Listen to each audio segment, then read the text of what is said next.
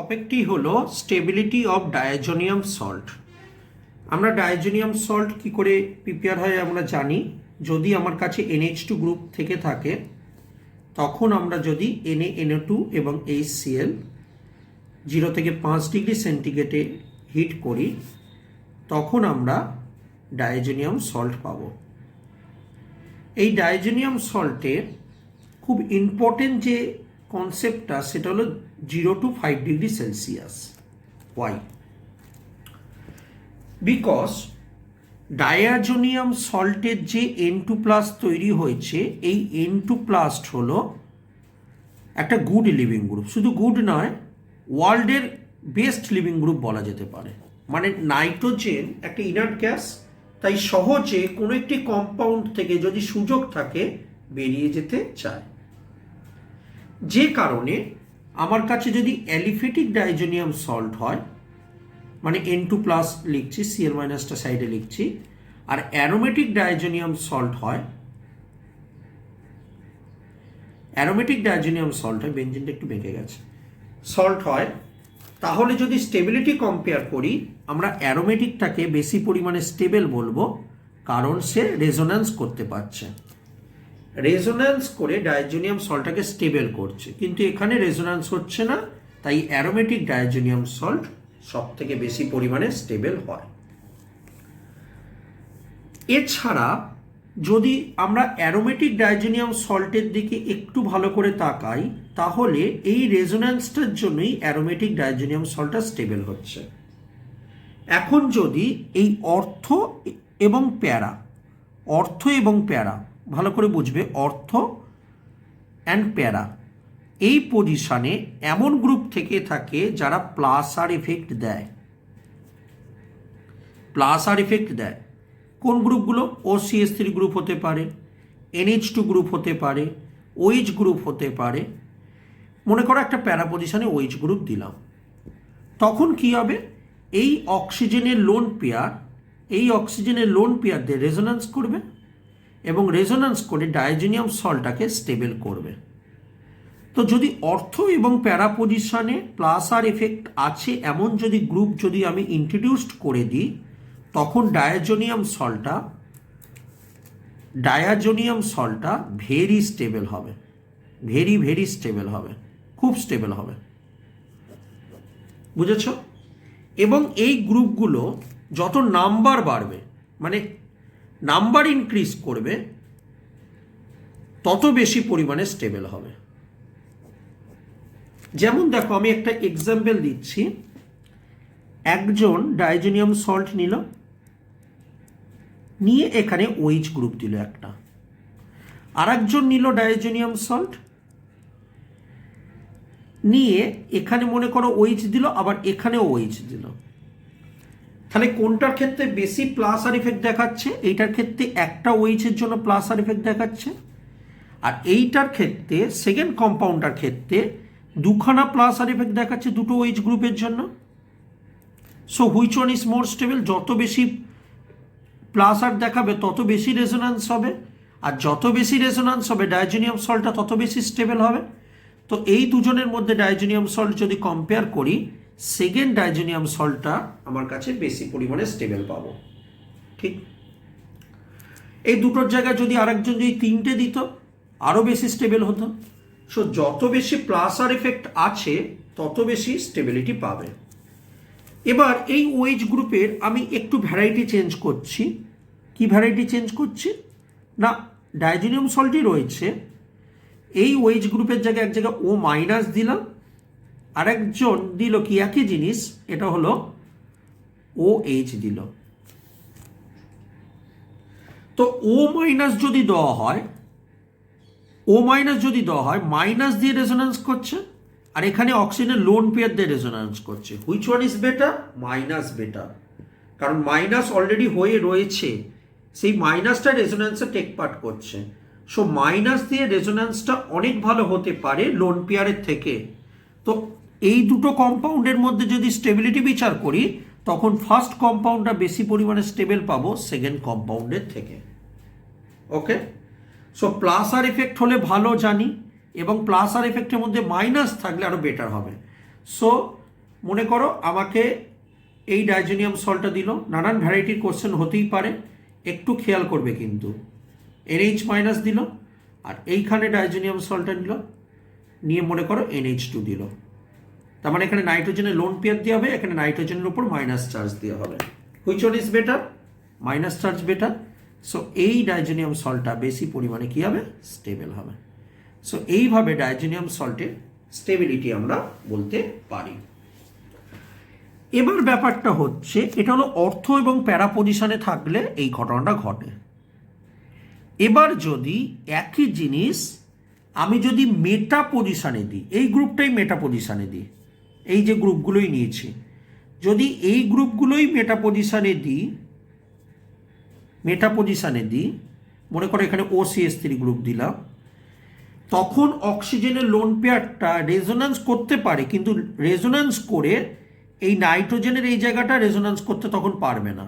দেখো রেজোন্যান্সটা করছি, বুঝতে পারবে, এটা এখানে পড়লো, এটা এখানে পড়লো, এটা তো আর রেজোন্যান্স করতে পারছে না। তো তখন এ কি হবে না, মাইনাস আই এফেক্ট হিসাবে কাজ করবে, ঠিক? কারণ রেজোন্যান্স না করতে পারবার জন্য অক্সিজেন নিজে একটা ইলেকট্রোনেগেটিভ এলিমেন্ট, আর যে কোনো electronegative element minus I effect হিসাবে কাজ করে। এই মাইনাস আই এফেক্ট হিসাবে কাজ করবার জন্য ইলেকট্রনটা নিচের দিকে টেনে নিচ্ছে, এবং ইলেকট্রনটা নিচের দিকে টেনে নেওয়ার জন্য এই ডাইজোনিয়াম সল্টটা কি হচ্ছে? আনস্টেবল হচ্ছে। তখন কিন্তু ডাইজোনিয়াম সল্টটা কিন্তু আনস্টেবল হবে। ওকে, তো এইভাবেও আনস্টেবল হতে পারে। আর কখন আনস্টেবল হবে না, যদি ডাইজোনিয়াম সল্টটা যেটা আছে তেমন আছে, যদি এইখানে এমন কাউকে রাখি যে মাইনাস আর এফেক্ট হিসাবে কাজ করবে, মানে আগের ক্ষেত্রে কি হচ্ছিল, লোন পেয়ার দিয়ে ইলেকট্রন পুশ করছিল, সো পুশ করলে স্টেবিলিটি পায়, তাই না? এমন যদি কাউকে রাখি যে মাইনাস আর এফেক্ট হিসাবে কাজ করে, যে ইলেকট্রনকে টেনে নেয়, কোন কোন গ্রুপ টেনে নেয়? NO2 group, CHO group, COOH group, এরা ইলেকট্রনকে টেনে নেয়। আমার কাছে কাজ হলো যত ইলেকট্রন পুশ করবে তত ডাইজোনিয়াম সল্টটা স্টেবল হবে, সেটাই টার্গেট। কিন্তু যদি এমন কোনো গ্রুপ দিই যারা ইলেকট্রনকে টেনে নেয়, উইথড্র করে নেয়, তখন ডাইজোনিয়াম সল্টটা আনস্টেবল হবে। ওকে, এবং ডাইজোনিয়াম সল্ট আনস্টেবল মানে কি, সেখান থেকে সহজে নাইট্রোজেন গ্যাস বেরিয়ে যাবে, কারণ ডাইজোনিয়াম সল্টটা ভেঙে যাবে। ঠিক তেমনি যদি আমরা এমন যদি কাউকে দিই যে মাইনাস আই এফেক্ট দেখায়, মাইনাস আই এফেক্ট কারা দেখায়? ফ্লুরিন দেখাবে বা কোনো ইলেকট্রোনেগেটিভ এলিমেন্ট দেখাবে। যদি এমন কাউকে দিই যারা মাইনাস আই এফেক্ট দেখায়, তখনও কিন্তু জিনিসটা আনস্টেবল হবে, কারণ মাইনাস আই এফেক্ট মানে কি, ইলেকট্রন টেনে নেয়। আর যদি এমন কাউকে দিই যে কিনা প্লাস আই এফেক্ট দেখায়, মনে করো CH3 বা C2H5, তখন ইলেকট্রন পুশ করছে এবং ইলেকট্রন পুশ করলে স্টেবল হয়, তার মানে তখন কিনা ডাইজোনিয়াম সল্টটা স্টেবল হবে, এটা প্লাস আই এফেক্ট। তাহলে যদি আমরা জিনিসটাকে সাজাই ডাইজোনিয়াম সল্টের স্টেবিলিটি অনুসারে যদি সাজাই, তার মানে আমার কাছে সবার ফার্স্ট হলো যদি কেউ প্লাস আর এফেক্ট দেখায়, রাইট? প্লাস আর এফেক্টের এখানে এক্সাম্পল দিয়ে দেখিয়েছি,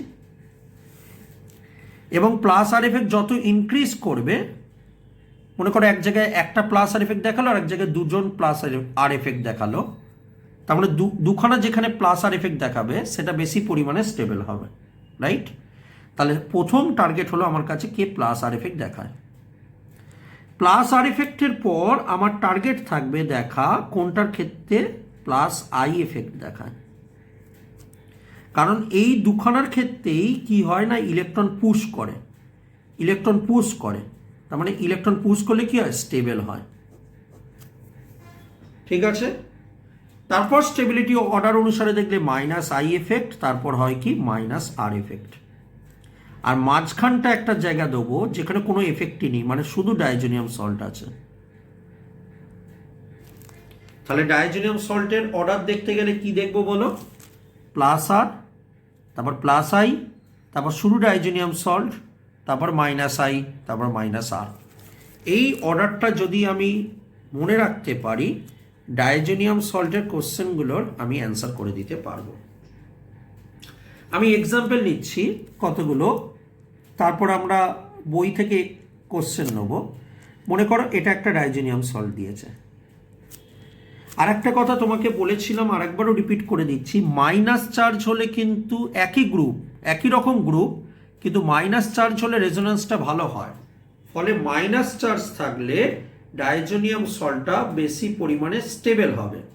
কিন্তু মনে রাখতে হবে এই মাইনাসটা কিন্তু অর্থ এবং প্যারা পজিশনে থাকতে হবে, কারণ অর্থ এবং প্যারা পজিশনে থাকলে তবেই কিন্তু এটা প্লাস আর এফেক্ট দেখায়। কিন্তু মেটা পজিশনে ওই সমস্ত গ্রুপ থাকলে তখন কিন্তু ওটা মাইনাস আই এফেক্ট হিসাবে দেখাবে। ঠিক আছে, কারণ রেজোন্যান্স করতে পারছে না, সে তখন ইলেকট্রোনেগেটিভিটি অনুসারে বিহেভ করবে। নাও আমাকে কতগুলো কোশ্চেন দেওয়া হলো। এটা একটা ডাইজেনিয়াম সল্ট নিলাম, এখানে মনে করো ওইচ দিলাম। আর একজন ডাইজেনিয়াম সল্ট নিল, ডাইজেনিয়াম সল্ট নিয়ে 3টে ওইচ দিল। সো আমি তোমাকে কি বলেছি, প্লাস আর এফেক্ট হলে কি হয়, ডাইজেনিয়াম সল্টটা বেশি স্টেবল হয়। তার মানে এই দুজনের মধ্যে কে বেশি স্টেবল? তাহলে দেখো এইখানে একটা প্লাস আর এফেক্ট, আর এখানে কটা প্লাস আর এফেক্ট? 3টে প্লাস আর এফেক্ট। সো কোনটা বেশি স্টেবল হবে? 3খানা প্লাস আর এফেক্ট বেশি স্টেবল হবে। সো সেকেন্ড কম্পাউন্ডটা স্টেবিলিটির দিক থেকে বেশি হবে, রাইট? এখন দেখো তোমাকে এইরকম দুখানা কম্পাউন্ড দেওয়া হলো। এটা একটা ডাইজেনিয়াম সল্ট CH3, আর একটা ডাইজেনিয়াম সল্ট নেওয়া হয়েছে, এখানে ফ্লোরিন নেওয়া হয়েছে।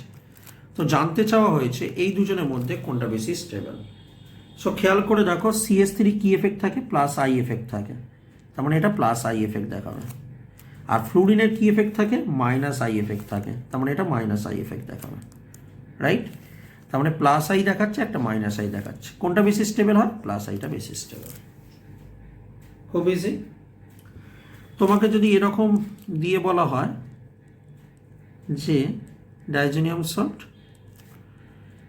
NH2, আর যদি বলা হয়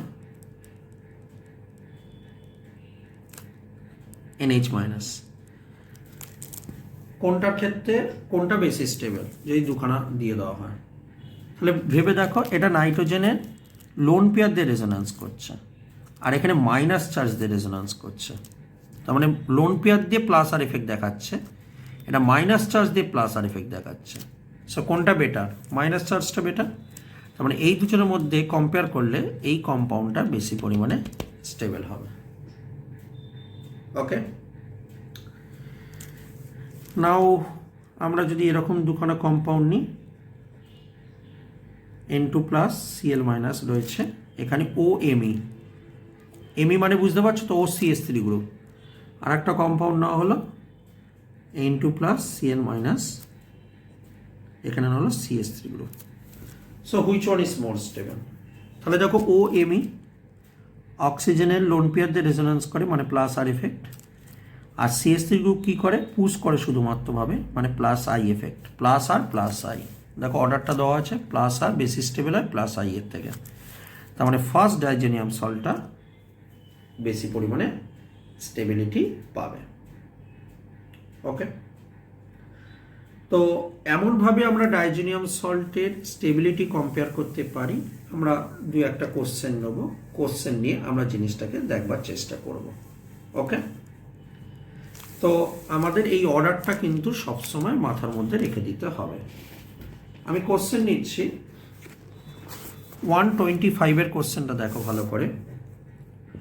125-এর কোশ্চেনটায় বলা আছে কোন ডাইজেনিয়াম সল্টটা বেশি পরিমাণে স্টেবল, রাইট? দেখো এখানে ওইচ গ্রুপ আছে। ওইচ গ্রুপ কোন কোন পজিশনে থাকলে প্লাস আর ইফেক্ট দেখায়? অর্থ আর প্যারা পজিশনে থাকলে দেখায়, তাই তো? অর্থ এবং প্যারা পজিশনে যদি ওইচ গ্রুপ থেকে থাকে তখনই কেবলমাত্র প্লাস আর ইফেক্ট দেখায়। সো দেখো এখানে ওইচ গ্রুপটা কোথায় রয়েছে? অর্থতে রয়েছে, প্যারাতে নেই, রাইট? এখানে ওইচ নেই, ও মাইনাস রয়েছে, আর এগুলোতে মেটাতে রয়েছে। তো মেটাতে থাকলে দেখো, এই যে মেটাতে এই সমস্ত গ্রুপগুলো থাকলে যেটা প্লাস আর এফেক্ট দেখাতো, কিন্তু রেজোন্যান্স না করবার জন্য সেটা কি এফেক্ট দেখায় বলেছিলাম? মাইনাস আই এফেক্ট দেখায় বলেছিলাম তো। সো এই দুজন কি দেখাচ্ছে? Minus I effect, right? এই দুজন অর্থতে থাকবার জন্য, কারণ যে গ্রুপ N2 প্লাসের রেসপেক্টে প্রথম পজিশনটাকে অর্থ পজিশন বলে, তাই তো? যে কোনো গ্রুপের এক্সপেক্টে প্রথমটা অর্থ, তারপরেরটা মেটা এবং তারপরেরটা প্যারাপজিশন। সো এটাও অর্থতে রয়েছে, এটাও অর্থতে রয়েছে। এই দুজনের মধ্যে কোনটা ভালো রেজোন্যান্স করে যদি বলি, এটা মাইনাস দিয়ে করছে, এটা লোন পেয়ার দিয়ে করছে অক্সিজেনে। So which one is better? Minus অবশ্যই বেটার। তার মানে এই দুজনের মধ্যে এইটা ভালো রেজোন্যান্স করবার জন্য এই কম্পাউন্ডটা বেশি পরিমাণে স্টেবল হচ্ছে। আমাকে জানতে চেয়েছে মোস্ট স্টেবল কম্পাউন্ড কোনটা, তাহলে অ্যান্সার সি হবে আমার কাছে মোস্ট স্টেবল কম্পাউন্ড। 126-এ চলে এসো। 126-এ বলেছে এই চারটে অপশানের মধ্যে কোন কম্পাউন্ডটা খুব ইজিলিভাবে নাইট্রোজেন ছেড়ে দেয়। তার মানে নাইট্রোজেন ছেড়ে দেওয়া মানে আমাকে জানতে চেয়েছে কোনটা সব থেকে বেশি আনস্টেবল, রাইট? কোনটা সব থেকে বেশি আনস্টেবল আমার কাছে জানতে চেয়েছে, কারণ যে কম্পাউন্ডটা সব থেকে বেশি আনস্টেবল সেই কম্পাউন্ডটা সহজে নাইট্রোজেন লস করে। এখন এই চারটে কম্পাউন্ডের দিকে যদি তাকাও, নাইট্রোজেন কোনটা লস করবে আমাকে দেখতে হবে। নাইট্রোজেন সব থেকে কোনটা লস করবে? দেখো স্টেবিলিটি অর্ডার অনুসারে যেটা মাইনাস আর এফেক্ট আছে, কারণ মাইনাস আর এফেক্ট হলো সব থেকে আনস্টেবল, তাই তো? তুমি খেয়াল করে দেখো এই যে চারটে অপশানের মধ্যে এই NO2 গ্রুপের আছে মাইনাস আর এফেক্ট, কারণ মাইনাস আর এফেক্ট কাদের থাকে সেখানে কিন্তু NO2 এক্সাম্পলে ছিল। দেখো মাইনাস আর এফেক্টের এক্সাম্পলে NO2 ছিল। সো NO2 গ্রুপের আছে মাইনাস আর এফেক্ট। সো এই কম্পাউন্ডটা মাইনাস আর এফেক্ট থাকবার জন্য সব থেকে বেশি আনস্টেবল, আর আনস্টেবল কম্পাউন্ড থেকেই তো নাইট্রোজেন গ্যাস বেরিয়ে যায়। তার মানে এখান থেকে নাইট্রোজেন গ্যাস সহজে লিবারেটেড হবে। ওকে, সো এইভাবে ডাইজোনিয়াম সল্টের স্টেবিলিটি, MCQ এবং তার কোশ্চেনগুলোকে অ্যান্সার করতে পারবো। ধন্যবাদ।